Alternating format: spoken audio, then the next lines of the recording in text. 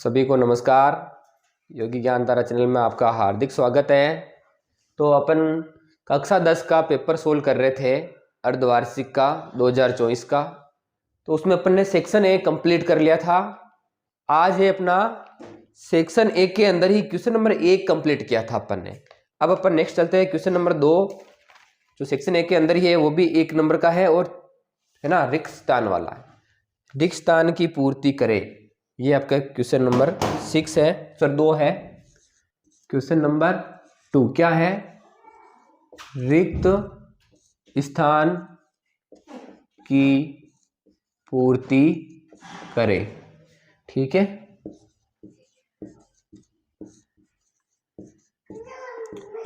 तो पहला प्रश्न क्या है? आपको 2 समीकरण दे रखी हैं। यदि समीकरण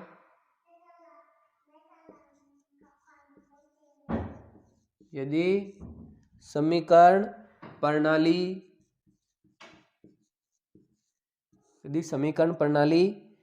x + 2y = 4 तथा 2x + ky = 3 का कोई हल नहीं है,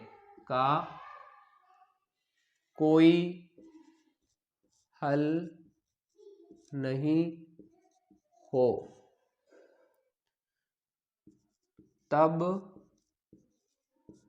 के बराबर क्या होगा, वो अपने से पूछ रहा है। खाली जगह छोड़ रखी है ना। 2 समीकरण दे रखे अपने को और इसकी कंडीशन अपने को बता रखी कि इसका कोई हल नहीं है, तब अपने को इसमें के का मान कितना आएगा वो अपने को बताना है। दोनों समीकरण लिख लेते हैं अपन। x + 2y = 4, 2x + ky = 3, ये 2 समीकरण है। अब इनमें अपने को के का मान ज्ञात करना है। किस कंडीशन पर? कोई हल नहीं है पर।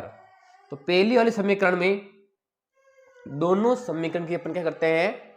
नॉर्मल रूप से तुलना करते हैं। नॉर्मल रूप क्या होता है? ax + by + c = 0। ये रैखिक समीकरण का नॉर्मल रूप होता है। इसको थोड़ा और चेंज कर लो तो ये ऐसा हो जाएगा ax + 2y, प्लस के 4 को इधर ले आओ, -4 = 0। इसको भी थोड़ा मॉडिफाई कर लो तो ये 2x + ky प्लस का 3 इधर अधिक हो जाएगा, -3 = 0। अब देखो इन दोनों समीकरण की तुलना किससे करनी है? ax + by + c = 0 से करनी है। तो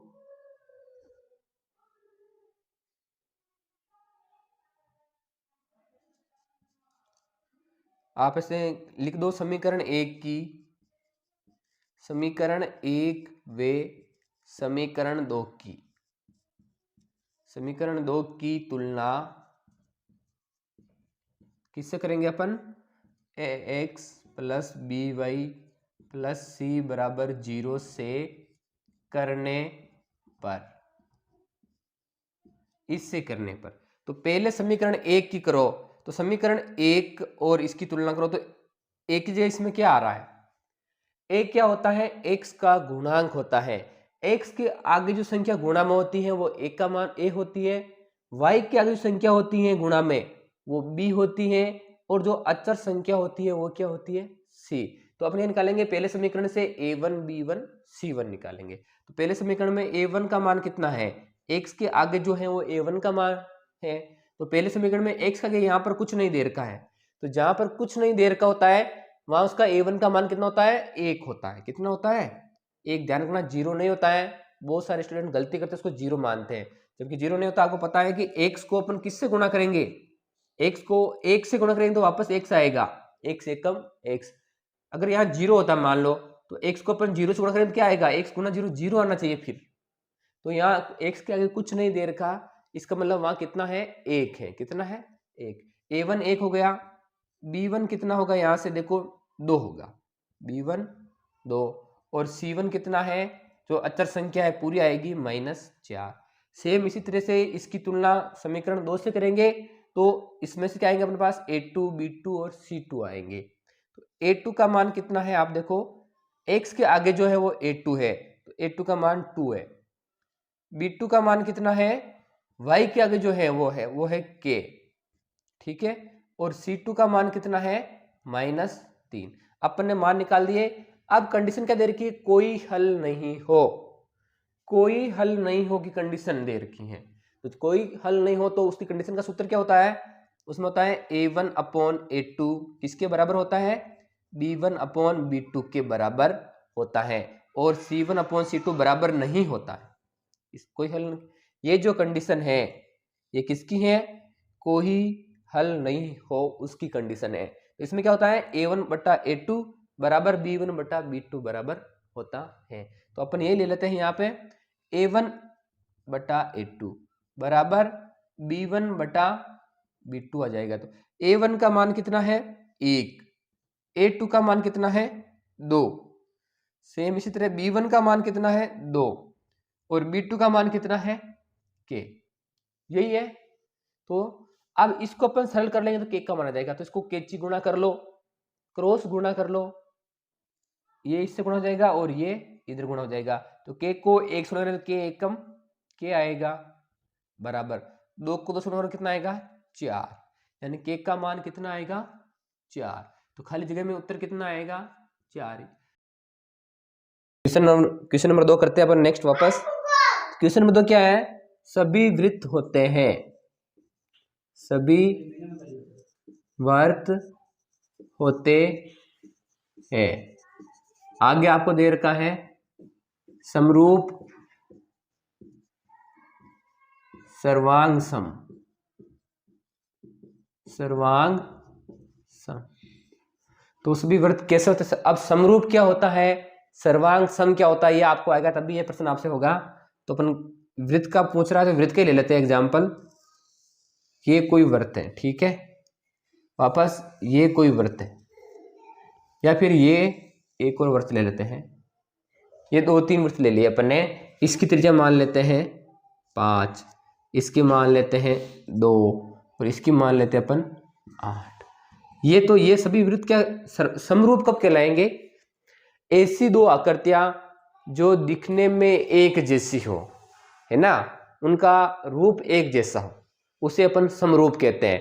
यानी वो जैसे ये वृत्त है, ये आपस में समरूप कब कहलाएंगे, ये जब दिखने में सेम है ना। अब चाहे उनके आकार पे डिपेंड नहीं करता, उनका आकार कितना बड़ा है छोटा है। वो जैसे ये वृत्त मतलब गोल है, ये भी गोल है, ये भी गोल है, इसका मतलब ये आपस में क्या होगी समरूप होगी। या अगर अपन ऐसे बना ले, ये त्रिभुज है, तो ये वृत्त और ये त्रिभुज आपस में समरूप नहीं कहलाएंगे, क्योंकि दोनों का रूप क्या है अलग अलग है। तो इसको अपन समरूप किसको कहते हैं, ऐसी 2 आकृतियां जो देखने में एक जैसी दिखती हो, है ना, उनको अपन समरूप कहते हैं। फिर सर्वांग सम किसको कहते हैं, तो 2 आकृतियां सर्वांग सम कहलाती हैं जब वो पूरी तरह से एक दूसरे के समान हो।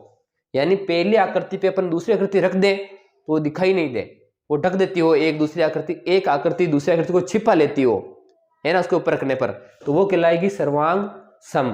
जैसे फॉर एग्जांपल इस वृत्त का सर्वांग सम वृत्त कौन सा होगा, दूसरा वृत्त होगा जिसकी त्रिज्या भी कितनी होगी 5 सेंटीमीटर होगी, यानी सेम त्रिज्या वाला वृत्त ही इसका सर्वांग सम कहलाएगा। इसका सर्वांग सम क्या कहलाएगा, ऐसा वृत्त जिसकी त्रिज्या कितनी होगी वापस 2 सेंटीमीटर ही होगी, वो क्या कहलाएगा सर्वांग सम। यानी ये दोनों आपस में क्या कहलाएंगे सर्वांग सम, ये दोनों आपस में क्या कहलाएंगे सर्वांग सम। तो समरूप किसे कहते हैं, जो दिखने में एक जैसे हो। तो ये वृत्त 5 सेमी त्रिज्या का वृत्त 2 सेमी त्रिज्या के वृत्त के समरूप है, और 2 सेमी त्रिज्या का वृत्त क्या है 8 सेमी त्रिज्या के समरूप है। तो समरूप मतलब जो देखने में एक जैसी हो, जैसे यही गोलाकार है, ये भी गोलाकार है, ये भी गोलाकार है, तो ये समरूप कहलाएगी। और ये वृत्त और ये त्रिभुज आपस में समरूप नहीं कहलाएंगे, क्योंकि ये गोलाकार है और ये त्रिभुजाकार है, तो ये दोनों समरूप नहीं कहलाएंगे। तो यहाँ पूछ रहा है सभी वृत्त होते हैं, तो सभी वृत्त क्या होते हैं, अलग अलग त्रिज्या के होते हैं।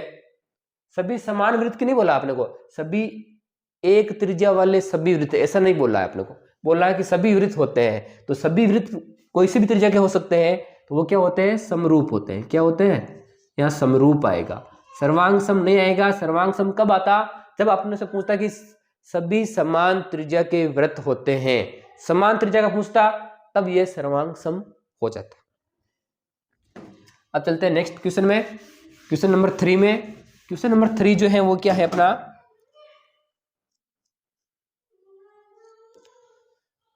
एक स्पर्श रेखा वृत्त को, एक स्पर्श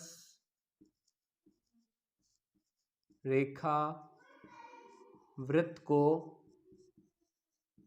एक स्पर्श रेखा वृत्त को रिक्तस्थान बिंदु पर प्रतिच्छेद करती है। बिंदुओं पर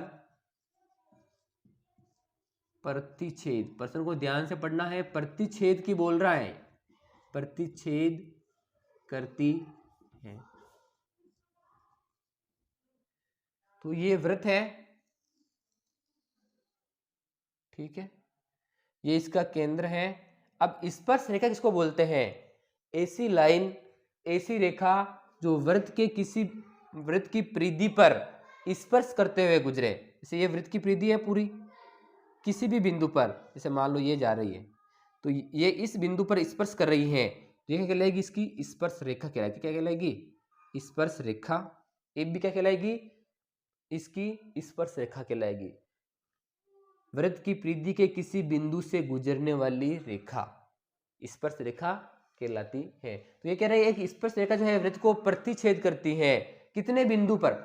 एक बिंदु पर करती है, ज्यादा बिंदु पर करती है, कितने बिंदु पर प्रतिच्छेद करती है? तो यहाँ अपने को प्रतिच्छेद की पूछ रहा है, यहाँ अपने को नहीं पूछ रहा है कि स्पर्श करती है, ये नहीं पूछ रहा है।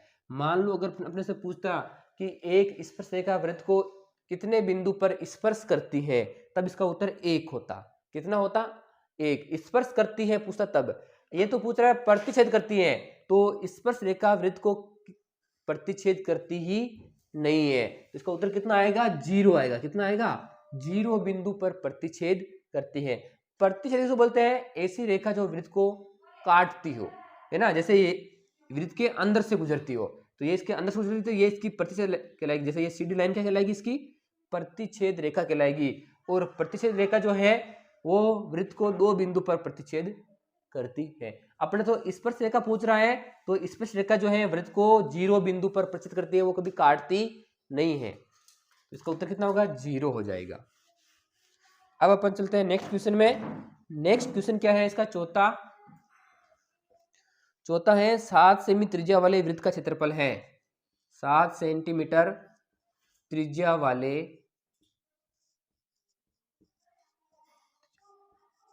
वृत्त का क्षेत्रफल है, ऐसे पूछ रहा है ना। तो अपने को सीधा सा सूत्र लगाना है, वृत्त के क्षेत्रफल का त्रिज्या का मान रखना है और उत्तर निकालना है। तो वृत्त का क्षेत्रफल का सूत्र क्या होता है? वृत्त का क्षेत्रफल सूत्र होता है पाई आर स्क्वायर। क्या होता है? पाई आर स्क्वायर। पाई का मान कितना है? 22/7 गुणा आर का मान कितना है? 7 है, और आर की घात 2 है, तो 2 बार आएगा 7 गुणा 7।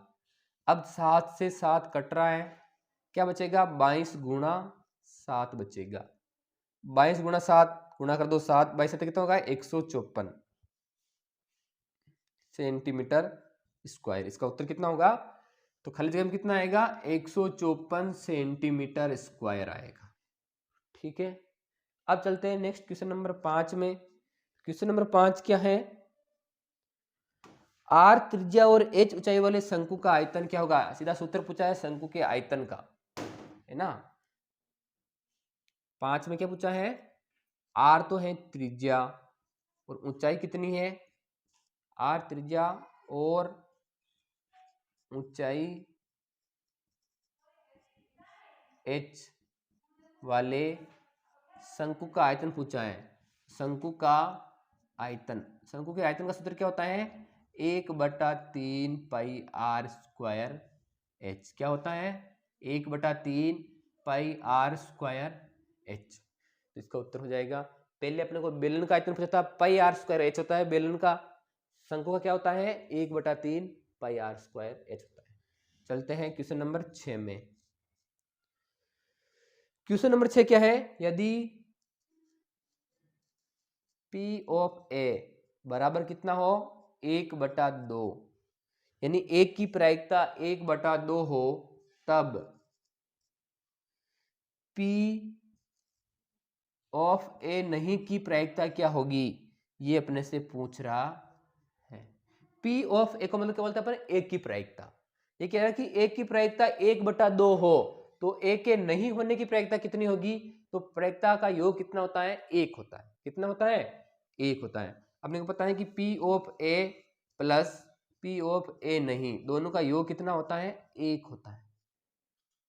अब P ऑफ ए का मान दे रखा है 1/2 और P ऑफ ए नहीं का पूछ रहा है तो बराबर 1।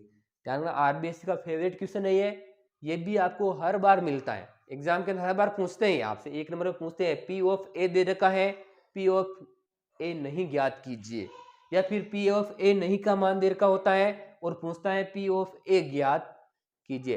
तो आपको सूत्र क्या ध्यान रखना है कि P of A plus P of A नहीं, दोनों का मान कितना होता है, 1 होता है।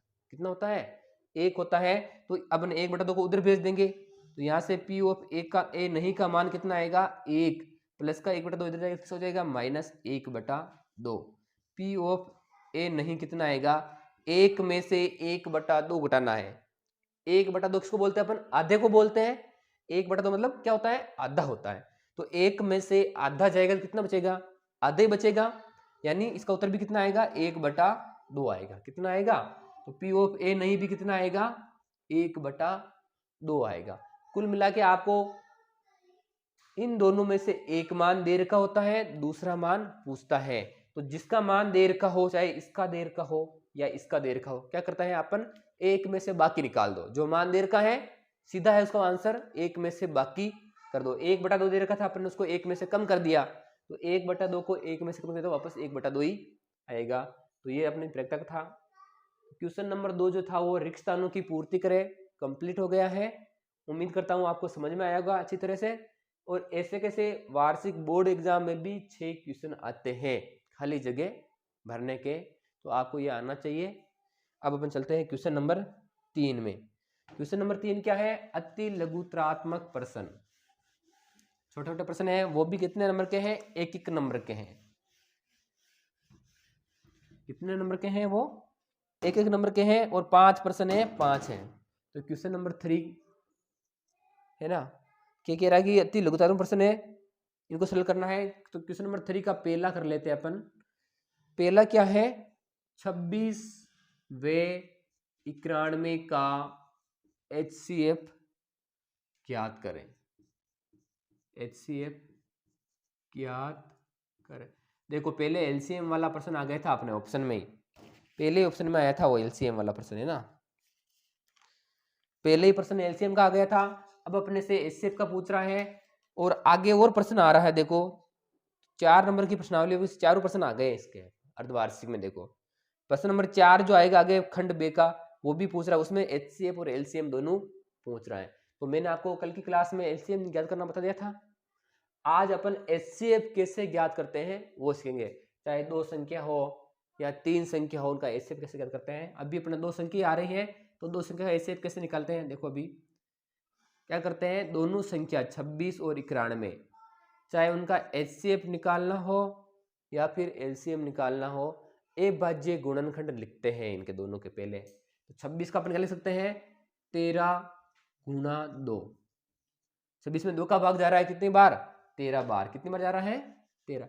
सबसे पहले अपन 2 से स्टार्ट करते हैं, तो 2 गुणा 13।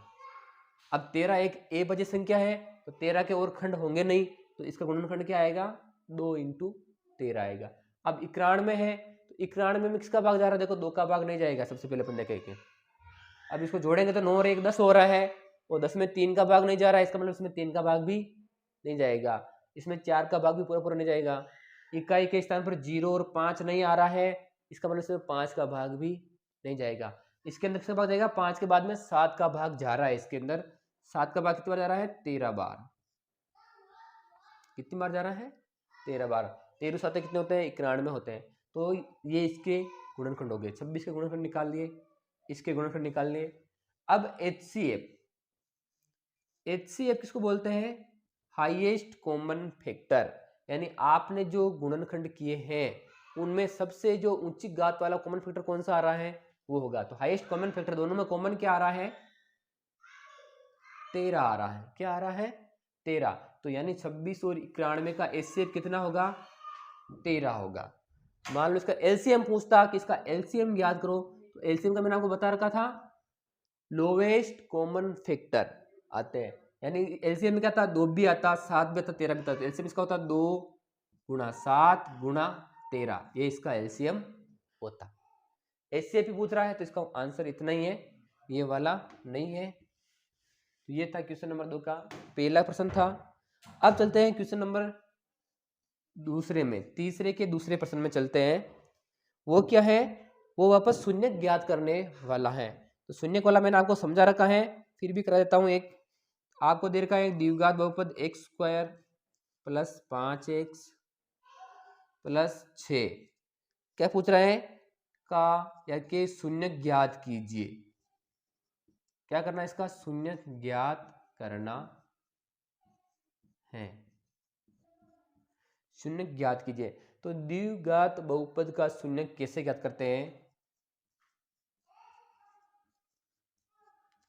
अपन क्या करते हैं द्विघात बहुपद के अंदर इसके प्रथम पद को तीसरे पद से गुणा करते हैं और फिर उसकी जो संख्या आती है उसके ऐसे टुकड़े करते हैं कि जोड़ने या घटाने पर उसका बीच वाला पद आए। यही सीखा था अपन ने। तो इसके प्रथम और तीसरे तो गुणा करते हैं तो कितना आएगा 6 गुणा एक्स स्क्वायर। क्या आएगा 6x स्क्वायर। अब अपने को 6x स्क्वायर के ऐसे टुकड़े करने हैं, ऐसे अभाज्य गुणनखंड करने हैं जिसको जोड़ने घटाने पर कितना आना चाहिए 5 आना चाहिए। तो 6 लेते हैं, 6 के गुणनखंड क्या होंगे 6 में सबसे पहले 1 का भाग जा रहा है तो इसको अपन क्या लिख सकते हैं 1 गुणा 6 लिख सकते हैं। फिर किसका भाग जा रहा है 6 में 2 का जा रहा है 2 गुणा 3, 2 3 6 होता है। फिर वापस कर रहा है 3 का जा रहा है 3 गुणा 2 और फिर से जा रहा है 6 गुणा 1, ऐसे भाग देता है। इसके अलावा किसका भागने जा रहा है तो आप देखो यहां से ये दोनों क्या है वापस रिपीट हो गए, ऊपर वाले के रिपीट हो गए, उल्टे हो गए। तो अपन इनको नहीं लेते, केवल अपने गुणनखंड इन दोनों में से कोई एक होगा। क्या करते हैं इनके टुकड़े किए, इन टुकड़ों को जोड़ते हैं या घटाते हैं।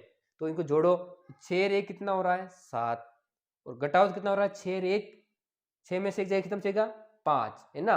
तो ये इसका टुकड़ा ये भी हो रहा है, देखो ये भी काम आ रहा है। और इससे भी आप इसमें 6 में से एक जाएगा कितना रहेगा 4, कितना रहेगा 4। इसका मतलब ये काम नहीं आएगा। इसको अपन जोड़ रहे तो 7 हो रहा है, घटा रहे तो 4 हो रहे हैं, जिनके अपने कितने चाहिए 5 चाहिए। इसका मतलब ये कैंसिल हो गया। अब कौन सा बचा 2 गुणा 3 वाला बच्चा है, यानी इसका जो गुणनखंड होगा वो 2 गुणा 3 होगा। 2 गुणा 3 क्या करें जोड़ने पर आ रहा है, 2 और 3 कितने होते हैं 5 होते हैं, जोड़ने पर आ रहा है तो इसके टुकड़े क्या होंगे 2x और 3x होंगे। क्या होंगे 2x और 3x। अब दोनों प्लस के होंगे या दोनों जोड़ने पर जोड़ रहे हैं तो या तो दोनों प्लस के होंगे या दोनों माइनस के होंगे। यहाँ पर प्लस आ रहा है इसका मतलब दोनों प्लस के होंगे। किसके होंगे दोनों प्लस के होंगे। अब इसको अपन कर लेते हैं x square plus 2x plus 3x plus 6, इसको अपन ने तोड़ दिया है 2x प्लस 3x में। अब क्या करते हैं इसके जोड़े बनाते हैं 1 और 2। पहले जोड़े में से क्या कॉमन आ रहा है केवल x कॉमन आ रहा है, x का भाग इसमें भी जा रहा है और इसमें भी जा रहा है तो x को अपन बाहर निकाल लेते हैं। तो जब x का भाग x स्क्वायर बनेगा तो यहाँ से कितना बचेगा 1x बचेगा प्लस x का भाग 2x में देंगे तो x से x कट जाएगा, यहाँ से कितना बचेगा सिर्फ 2 बचेगा। सेम इन दोनों में से कॉमन क्या आ रहा है, इनमें से 3 कॉमन आ रहा है, प्लस 3 कॉमन आ रहा है। तो जब 3 का भाग देंगे 3 से 3 कट जाएगा, यहाँ से सिर्फ x बचेगा। इसमें 6 में 3 का भाग देंगे कितना बच रहा है 3 दूनी 6, 2 बार जा रहा है। अब देखो x प्लस 2 यहाँ पर भी है, x प्लस 2 यहाँ पर भी है, तो x प्लस 2 को बाहर निकाल दो तो यहाँ से रहेगा x प्लस 2। तो जब अपन x प्लस 2 को बाहर निकालेंगे तो यहाँ से x प्लस 2 बाहर आ जाएगा तो यहाँ से कितना बचेगा x बचेगा और इधर से क्या बचेगा प्लस 3 बचेगा। तो इसके गुणनखंड क्या होंगे x प्लस 2 x प्लस 3। अपने को शून्य निकालने हैं तो दोनों गुणनखंड को 0 के बराबर रख दो, x प्लस 2 बराबर 0, x प्लस 3 बराबर भी 0। तो यहाँ से x का मान कितना आएगा, प्लस के 2 को उधर भेज दो -2, प्लस के 3 को उधर भेज दो -3। तो यहाँ से एक जो इसके शून्य क्या आएंगे, -2 और -3 आएंगे इसके शून्य। तो ये था अपना क्वेश्चन नंबर 2। अब अपन चलते हैं क्वेश्चन नंबर 3 में।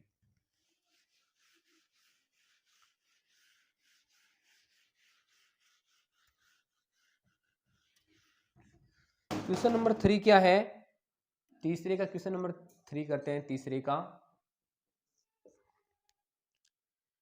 एपी दे रखी है आपको 2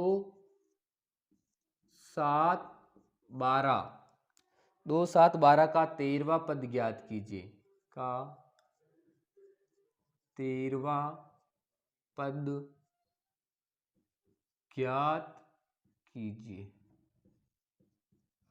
ये वापस अपन समांतर श्रेणी पढ़ रहे थे, उसी से वापस ये प्रश्न आ गया है 13वां पद, और पहले वाले में और आया था अपने से।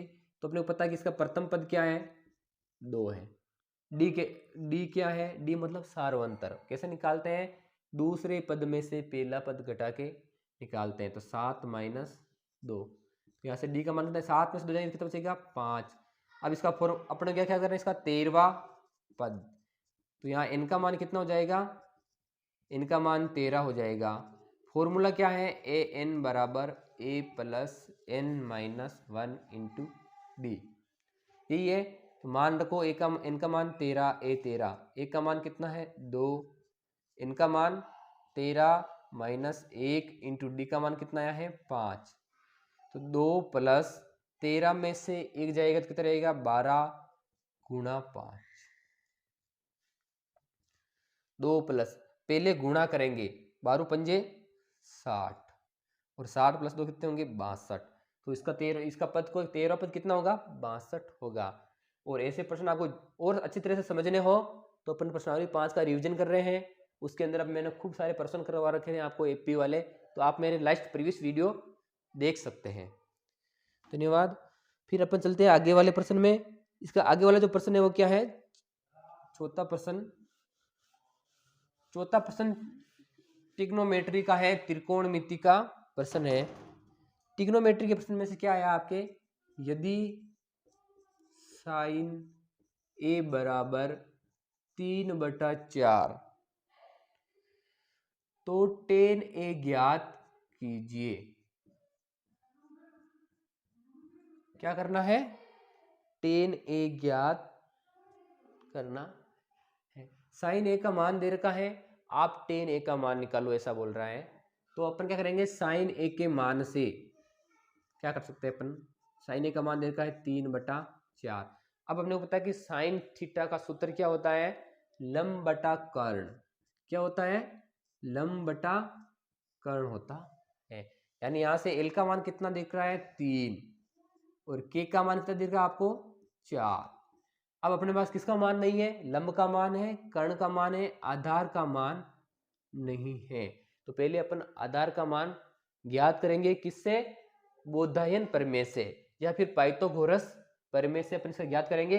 बोधायन प्रमेय क्या होती है, कर्ण का स्क्वायर बराबर आधार का स्क्वायर प्लस लंब का स्क्वायर। मैं इस पाइथागोरस प्रमेय को बोधायन का प्रमेय बोलता हूं क्योंकि ये अपने यहाँ के ऋषि भारतीय ऋषि ने दी थी सबसे पहले प्रमेय, तो ये बोधायन प्रमेय भी बोलते हैं इसको।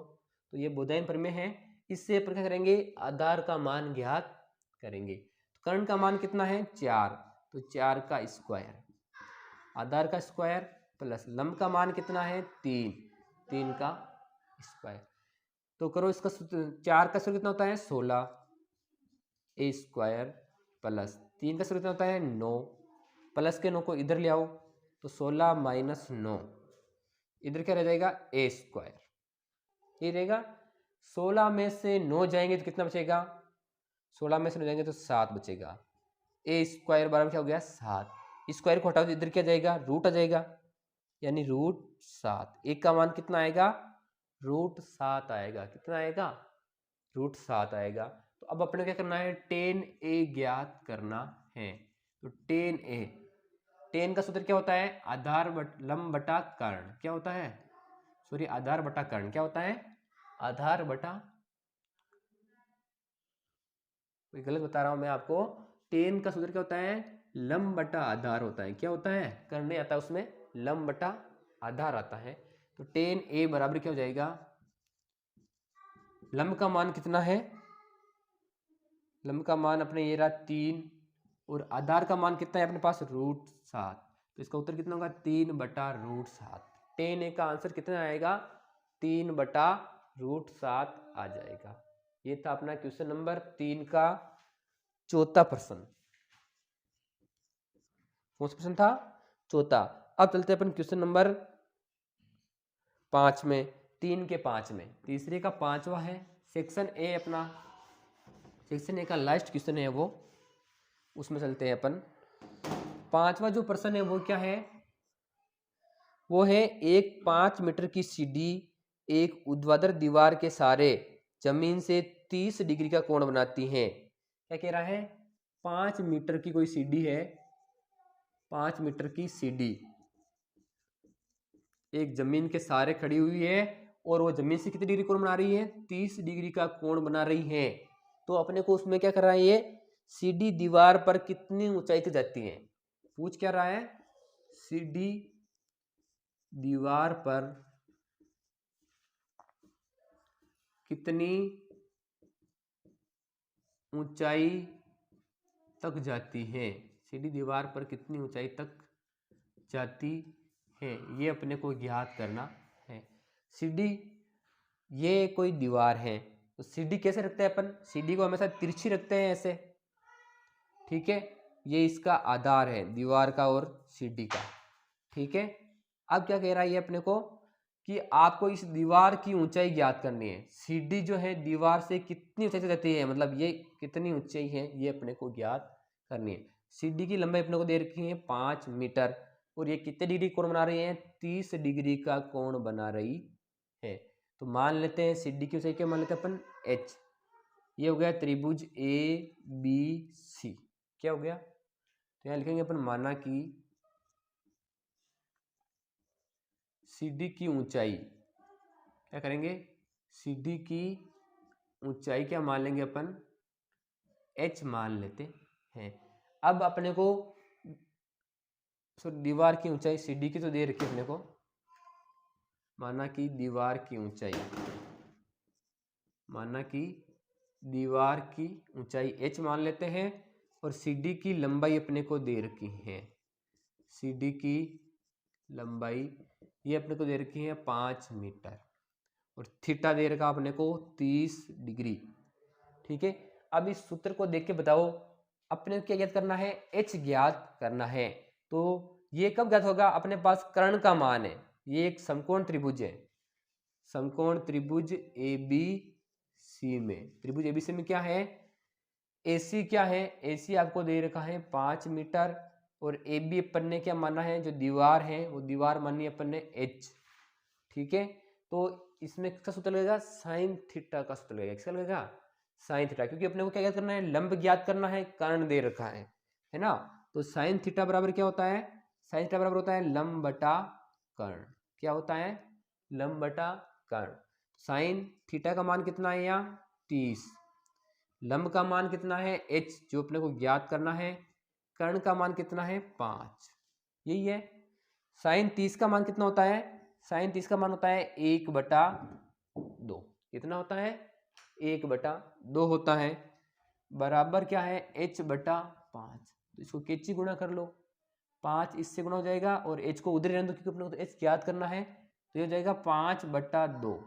कितना होगा? ये इधर आ गया 5 एकम 5 और इधर क्या रह गया? h। 5/2 का मान कितना होगा? 2.5। कितना होगा? 2 का भाग जब अपन 5 में देंगे तो कितनी बार जाएगा? 2.5 बार जाएगा। यानी इसकी जो ऊंचाई आएगी वो कितनी आएगी? 2.5 मीटर आएगी। किसकी ऊंचाई? दीवार की ऊंचाई आएगी 2.5 मीटर। सीढ़ी दीवार पर कितनी ऊंचाई तक जाती है? 2.5 मीटर ऊंचाई तक जाती है। ये इसका आंसर हो जाएगा। तो अपन ने question number, section number A है ना, खंड ए कंप्लीट कर लिया है। क्या कर लिया है? अर्धवार्षिक पेपर का खंड ए कंप्लीट कर लिया है, यानी इसका सेक्शन ए कंप्लीट हो गया है। अब रह रहा अपना सेक्शन बी। अगर आपको ये वीडियो अच्छा लगा हो तो आप अपन सेक्शन बी भी कर लेंगे। आप कमेंट के वजह से बताएंगे कि सर हमारे को सेक्शन बी भी कंप्लीट करवाओ, तो मैं सेक्शन बी भी कंप्लीट करवा दूंगा। सेक्शन ए मैंने कंप्लीट इसलिए कराया क्योंकि छोटे छोटे क्वेश्चन आते हैं, एक एक नंबर के क्वेश्चन आते हैं, बच्चों को कई बार कंफ्यूजन होता है, आंसर नहीं मिलते हैं या खुद आंसर नहीं निकाल पाते हैं। इसके लिए मैंने आपको सरल किया है और उम्मीद करता हूँ आपको समझ में आया होगा। अगर आपको लग रहा है कि हमें तो सेक्शन बी भी सरल करवाओ, सेक्शन बी के भी एक एक प्रश्न सरल करवाओ, तो आप मुझे कमेंट के माध्यम से बता सकते हैं। अगर कमेंट में आप मुझसे पूछो कि सर सेक्शन बी भी सोल्व करवाओगे, मैं तभी इसको करवा दूंगा। अन्यथा अपन वापस क्या करेंगे, अपनी नेक्स्ट क्लास में चलेंगे। और नेक्स्ट क्लास किसकी होगी अपनी? समांतर श्रेणी चल रही थी अपने, 5.1 कंप्लीट हो गई थी, 5.2 भी कंप्लीट हो गई थी, 5.3 बाकी थी। तो अपन 5.3 पढ़ेंगे नेक्स्ट वीडियो में। अगर आप कमेंट में नहीं आएगा तो मान लो कमेंट में आएगा तो करवा देंगे, और नहीं आएगा तो बच्चों की संख्या के अनुसार डिपेंड करेगा वो कितने कमेंट आ रहे हैं, किस मतलब वोटिंग कितनी हो रही है, पक्ष में कितने हैं कि सर करवाओ, तो करवा देंगे। बाकी अपन 5.3 करेंगे प्रश्नावली। ठीक है, अपना समय खराब नहीं करेंगे। धन्यवाद।